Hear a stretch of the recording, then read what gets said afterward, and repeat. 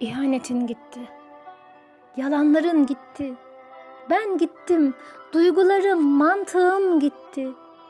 Kahkahalarım, özlemlerim gitti benim sen giderken. Kafesteki kanaryamın, martıların sesi gitti. Güneşin doğarken ve batarkenki turunculuğu gitti. İlkbahar sonbahara, sonbahar kışlara gitti sen giderken. Uykularım, senli benli rüyalarım gitti. Çok sevdiğim demli çayım, kurabiyelerim gitti. O sevdiğim kokun, nefesim gitti benim sen giderken.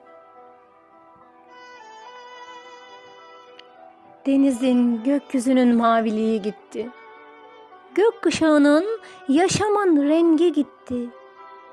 Karınca, kuş, örümcek yavruları gitti sen giderken. Seni dünyaya getirenler gitti. Söz, nişan, düğün bohçalarım, gelinliğim gitti. Düğünümüzde patlayan fişekler altında oynadığımız dansım gitti benim sen giderken. Düğünümüzde çekilecek fotoğraflar gitti. Gelin başımdaki tel tokalarım gitti. Doğmamış günahsız meleklerimiz gitti sen giderken. Cennetteki huriliğim, cehennemdeki günahlarım gitti.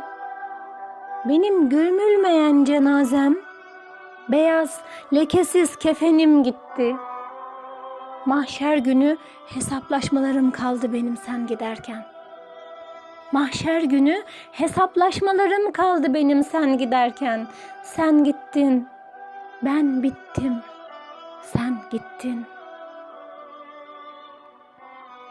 Şiir Gülbiye Öztürk.